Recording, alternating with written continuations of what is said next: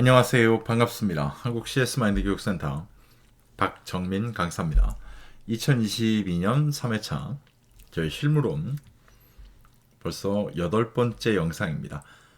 11번부터 20번까지 문제풀이 분석 동영상 시작하도록 하겠습니다. 11번입니다. 네, 71번으로 되어 있는데 다음 중 콜센터의 전략적 정의에 대한 설명으로 가장 올바르지 않은 것. 자, 이 전략적 정의 같은 경우는 워딩을 바꿔 쓰는 것보다는 이제 다른 내용에서 끌고 온다든가 또는 뭐 가장 기본적인 건 워딩을 바꿔 쓰는 이 두 가지가 이제 병행이 되거든요. 그래서 가끔 가다 보면 전혀 기본서에서 볼 수 없었던 그런 어떤 문구 또는 키워드 이런 것들이 많이 배치되는 문제 스타일이기도 합니다. 동일 유형은 2020년 11월 달에 출제가 됐던 문제고요. 그 이전에는 18년도 11월 달에도 출제가 된 적이 있었습니다. 자, 그럼 볼까요? 1번. 콜센터는 우량 고객 창출 센터입니다. 맞아요. 이 우량 고객 창출 센터. 2번. 콜센터는 불량 고객의 분석 대응 센터입니다. 자, 바로 이런 보기 내용이에요. 이런 보기 내용이 지금 저희가 공부하는 기본서에는 아예 없거든요, 기본적으로. 그러니까 오히려 이제 콜센터는 뭐 고정 고객의 관계 개선 센터입니다. 이런 식으로 이제 표현이 되죠, 실제로 봤을 때. 그래서 이번 설명이 잘못되어 있습니다. 그래서 이 문제 스타일 같은 경우 콜센터의 전략적 정의라고 나오게 되면 워딩을 바꾸는 경우, 그 다음에 완전히 그냥 문구를 새로운 보기를 갖다가 배치를 시키는 경우, 이게 두 가지가 있을 때 제가 아까 처음에 시작할 때 워딩을 바꾸는 것보다는 이라고 말씀드렸잖아요. 그러니까 그 이유는 그만큼 비중이 새로운 내용이 들어오는 게 더 많기 때문입니다. 네, 그 관점으로 보시면 되고요. 뭐 콜센터는 고객 접근이 용이한 개방형 고객 상담 센터입니다. 맞는 얘기죠. 4번. 콜센터는 고객 감동을 실현할 수 있는 휴먼 릴레이션 센터입니다. 맞아요. 이것도 많이 바뀌어요. 5번. 콜센터는 원스톱 고객 서비스를 제공하는 서비스 품질 제공 센터입니다. 맞습니다. 이것도 똑같은 설명으로. 자, 요 문제의 유형. 어떻게 출제될지에 대한 걸 꼭 기억하시기 바랍니다. 다음 문제. 다음 중 앤톤이라는 학자가 제시한 콜센터 인바운드 성과 지표입니다. 자, 이거 잘 보면은요, 참 쉽지 않아요, 이거. 그리고 저희가 지금 학습하고 있는 기본서 같은 경우는 이번에 개정이 되면서 실제 이 내용이 포함이 되긴 했습니다만 그 이전까지는 교재 외 기출문제였거든요. 그러니까 인바운드 성과 지표와 가장 거리가 먼 것은 무엇일까요? 라고 지금 언급을 하고 있습니다. 인바운드 성과 지표입니다. 인바운드라는 건 아시겠지만 고객이 전화하는 겁니다. 그죠? 고객이 전화하는 겁니다. 제가 지금 문제 푸는 방법을 알려드리기 위해서 이런 얘기를 시작하는 거예요. 자, 이것과 동일한 문제 유형은 2020년 6월 달에 출제된 적이 있었고요, 분명하게. 자, 그럼 왜 그러면 인바운드 성과 지표를 얘기할 때 고객이 전화하는 거고요, 이 얘기를 두 번이나 꺼냈느냐? 볼까요? 보기를. 1번. 평균 대기 시간. 고객이 전화해서 과연 얼마를 기다리고 있습니까? 평균적으로. 해당할 겁니다. 2번. 평균 통화 시간. 고객이 전화해서 과연 평균적으로 얼마의 시간 동안 고객을 응대하는 시간이 소요되고 있습니까? 평균적으로. 네, 해당하겠죠. 3번. 판매 건당 비율입니다. 고객이 전화했을 때 어떻게 고객을 꼬드겨서 과연 얼마를 팔아먹었을까? 이걸 따질까요? 안 되죠. 판매 건당 비용이라는 건 흔히 저희가 아웃바운드 성과 지표에서 볼 수 있는 내용입니다. 그러니까 지금 문제를 푼 것처럼 암기하지 않으셔도 인바운드라고 하면 누가 전화하는 거지? 결국 그럼 고객이 전화하는 거네. 이것만 개념만 딱 잡고 계시면 충분히 해결이 된다는 걸 지금 보여드리려고 한 겁니다. 4번 평균 응대 속도입니다. 응대하는데 어느 정도의 속도를 가지고 활용이 되고 있습니까? 5번 평균 통화 후 처리 시간입니다. 저 통화 후 처리 시간에 대한 게 예전에 문제가 한번 나온 적이 있었고요. 저렇게 되는 걸 저희가 흔히 평균 통화 후 처리 시간, 저걸 뭐라고 부르느냐? 랩 타임이라고 저희가 불렀죠. 네, 이것도 문제가 출제된 적이 있었어요. 랩 타임. 네, WRAP. 네, 그다음에 타임. 랩 타임. 자, 이렇게 따지면 3번 설명이 잘못되어 있습니다. 아주 저희가 뭐 암기하지 않더라도 충분히 저 문제에 제시된 인바운드 성과 지표입니까? 아웃바운드 성과 지표입니까? 네, 요것만 가지고도 충분히 구별해낼 수 있는 문제 유형이었습니다. 다음 문제. 다음 중 콜센터의 역할과 관련해 서비스 전략적인 측면으로 보기 어려운 것. 자, 이 문제는 딱 지금부터 알려드리는 걸 들으시면 다시는 안 틀려요. 왜냐면 콜센터의 역할에서 서비스 전략적인 측면이라는 건 출제가 되는 유형이에요. 내용입니다, 저게. 그런데 매번 오답이 딱 세 가지밖에 없어요. 예, 그게 뭐냐면 서비스의 경영 측면이에요. 기업 경영 측면이거든요. 그러니까 기업 경영이라는 측면은 잘 보면 수익을 내기 위함이잖아요. 기업 경영이라는 걸 한다는 건 수익을 만들기 위함이에요. 그럼 수익을 만들기 위해서는 꼭 필요한 게 뭐예요? 첫 번째, 고객 확보예요. 그죠? 고객을 얻어내셔야 돼요. 확보하셔야 돼요. 확보만 하면 끝일까요? 아니죠. 중간에 다른 기업으로 가면 안 되니까요. 유지하셔야 돼요. 고객 유지예요. 그럼 데리고만 갈까요? 아니죠. 데리고 있으면서 뭐 하셔야 돼요? 자꾸 우리 걸 반복 구매하게 만드셔야 돼요. 그래서 그걸 가치 증대라고 불러요. 이렇게 세 가지예요. 그러니까 서비스의 전략적인 측면이라는 게 꼭 문제의 출제가 될 거고요. 분명하게 이 문제가 나온다는 얘기인데 꼭 보기 어려운 것에 대한 오답은요. 무조건 이 세 가지예요. 고객 확보, 고객 유지, 고객 가치 증대예요.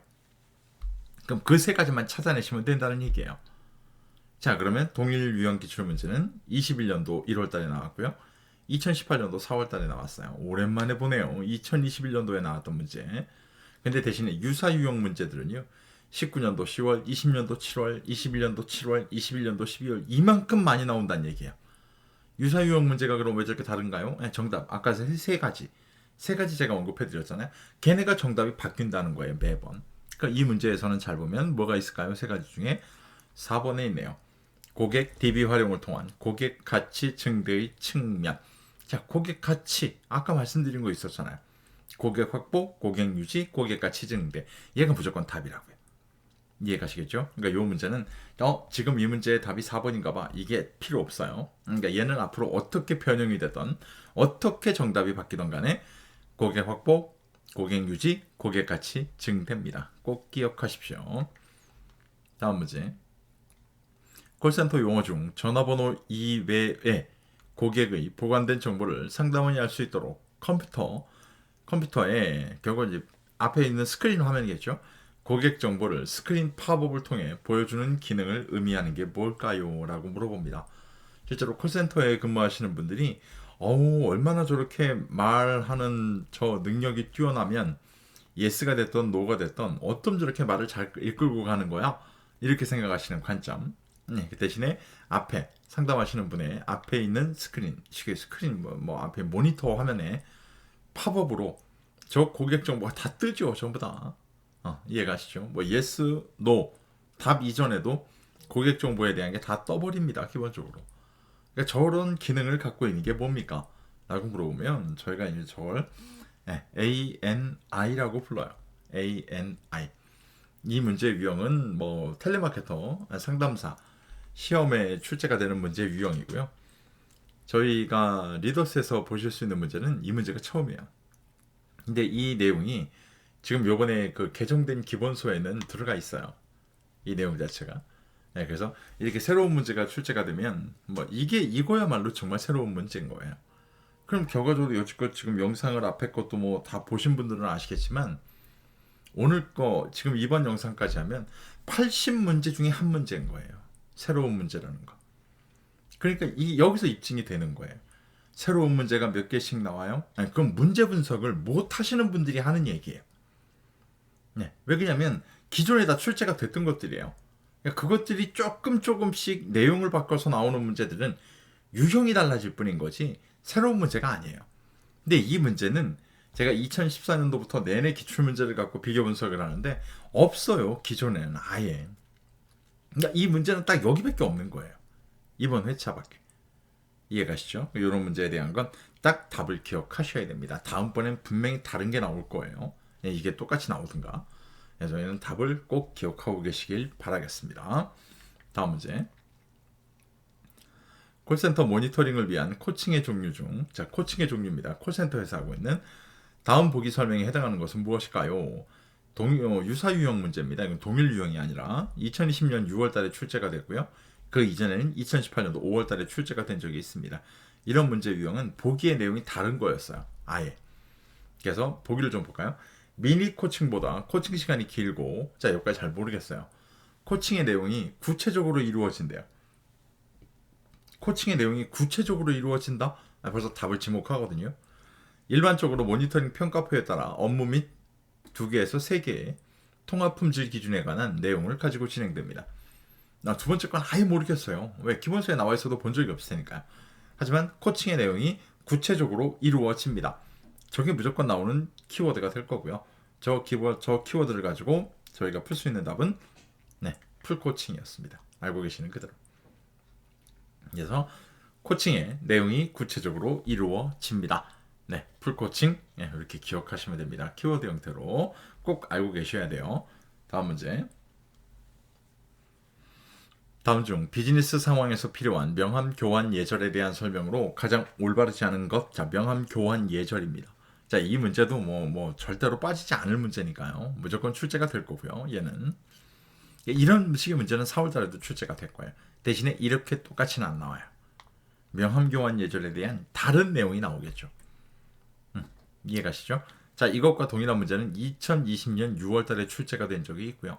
요 근래 3년 동안 2020년 6월 달에 밖에 출제가 안 됐다는 거예요.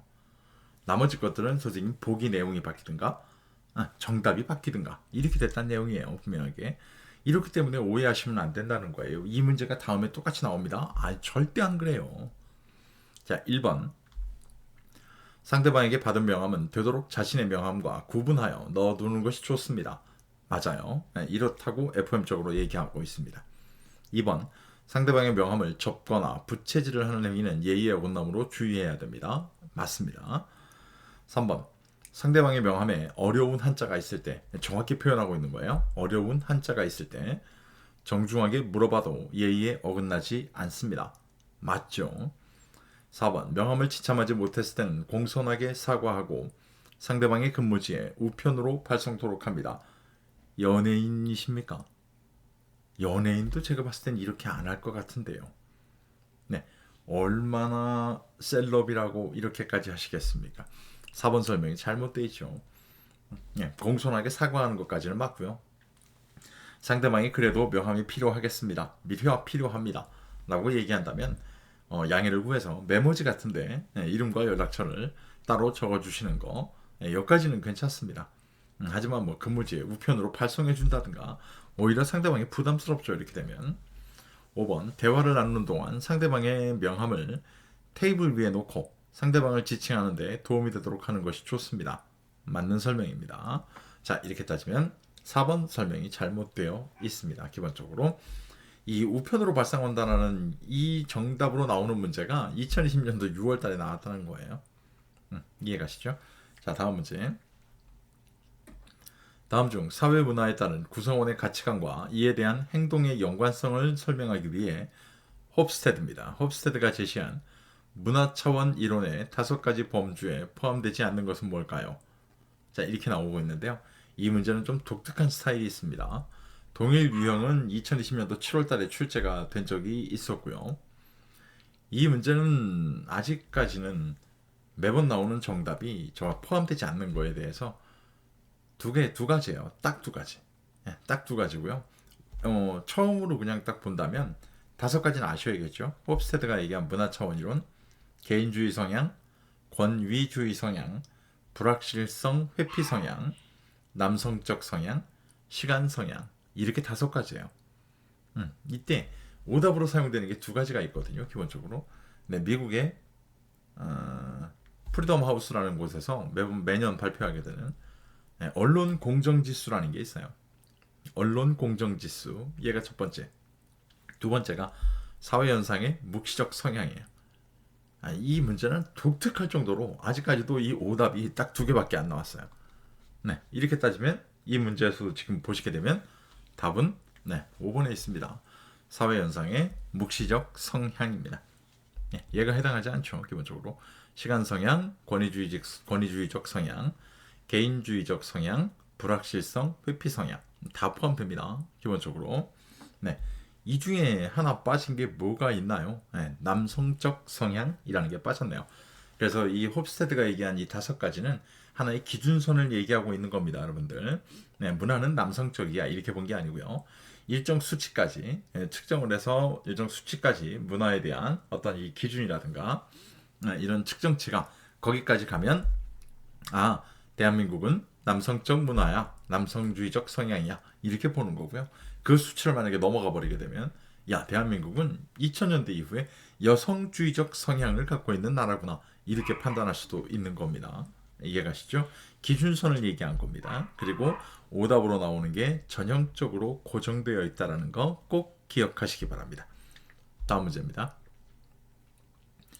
국제 비즈니스 에티켓과 관련해 테이블 매너시 유의사항에 대한 설명으로 가장 올바르지 않은 것. 네, 벌써 이게 4장으로 넘어왔었는데 제가 말씀을 못 드렸네요 앞에서.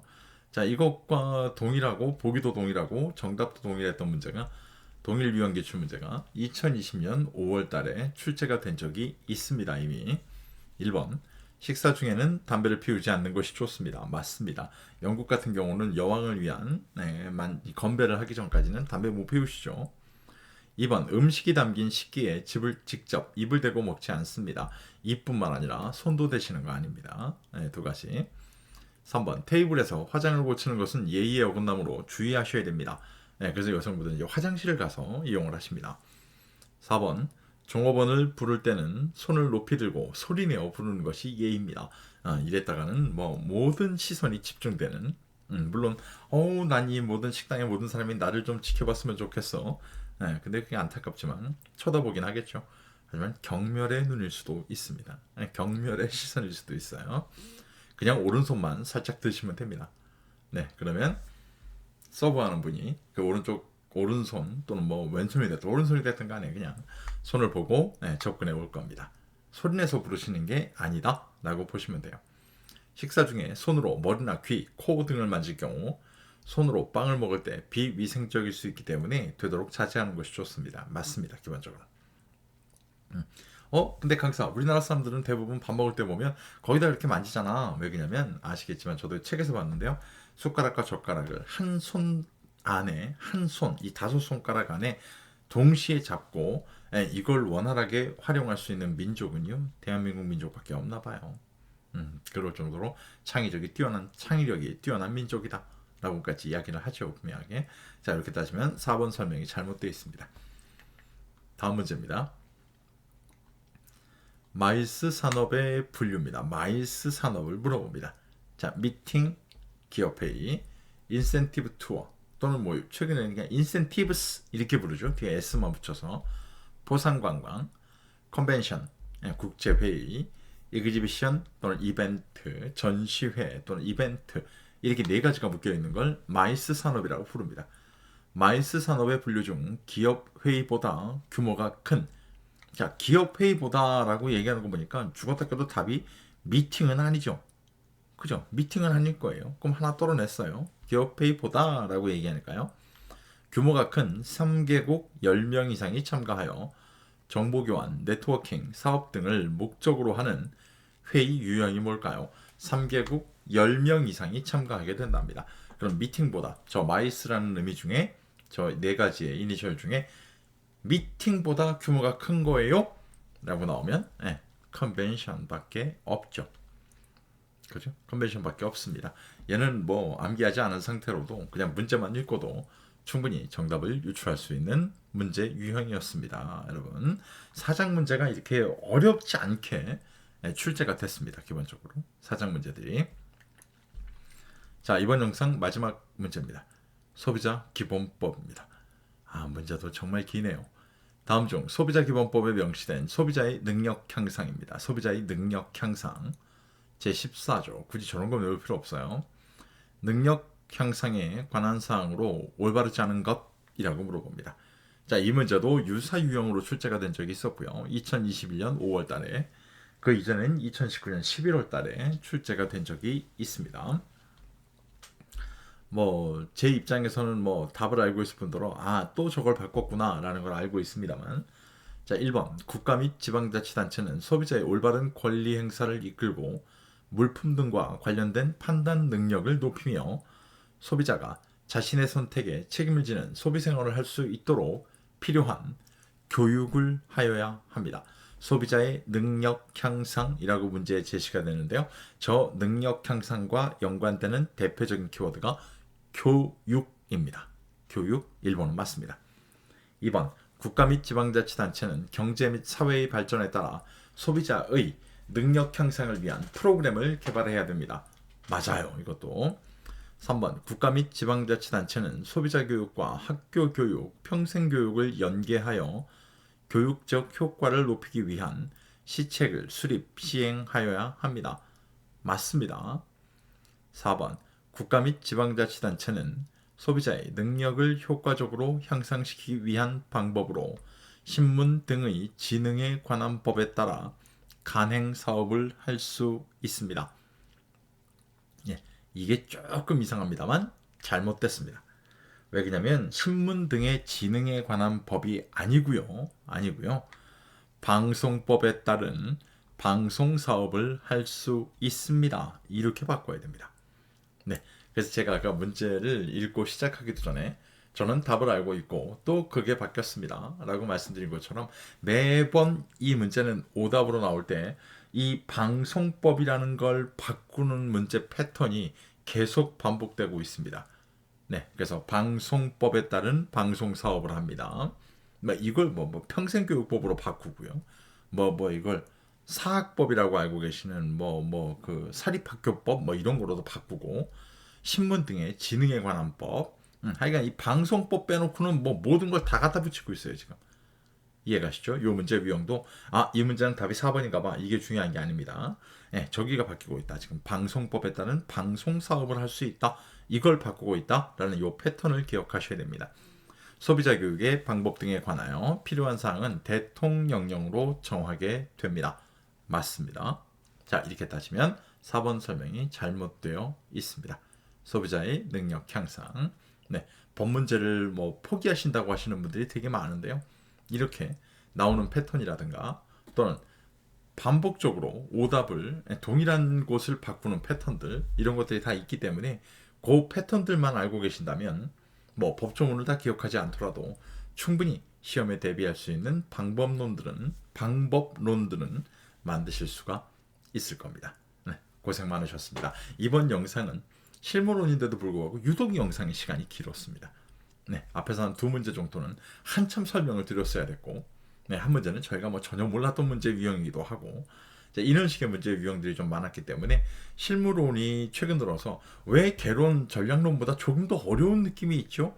라고 느끼는 요 하나의 어떤 시험 난이도에 대한 추세는 지속적으로 유지가 되고 있는 것 같습니다. 기본적으로 11번부터 20번까지 풀어봤고요. 이 영상만으로 충분히 이해가 되신다면 다행이겠습니다만 그렇지 않다면 저희 매번 하는 거 제 네이버 카페로 오시면 됩니다. 기본적으로 제 네이버에 있는 카페 저렇게 생겼고요. 아래가 주소고 실제로 박정민 강사를 검색하셔도 됩니다. 시험에 합격을 위해 필요한 것들 2019년도부터 2022년도까지 기출문제 재료들 가입을 하시게 되면 기본적으로 안녕하세요 누구입니다. 또는 뭐 하고 있습니다. 시험 어떻게 준비하는 게 좋을까요? 이 정도 질문만 하시면 이것 말고도 이 기출문제 말고도 다양한 문제풀이 합격 솔루션에 대한 것들은 공유가 가능하십니다. 전부 다 확인 가능하실 거고요. 만약에 시험이 2주 남았습니다. 저 어떻게 해야 돼요? 이번에 꼭 붙어야 되는데 그러면 감히 말씀드립니다. 챕터별 기출문제 분석 솔루션 저 문제집을 선택하신다면 당신 100% 한 번에 합격하실 수 있습니다. 걱정 않으셔도 됩니다.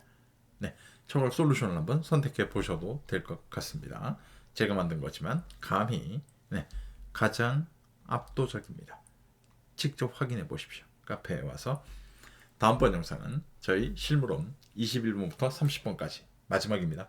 총 90문제 중에 영상으로 찾아뵙도록 하겠습니다. 구독, 좋아요, 알람 설정 이제는 눌러달라고 얘기하기도 자꾸 그러니까 하여간 눌러주세요. 고생 많으셨습니다. 고맙습니다.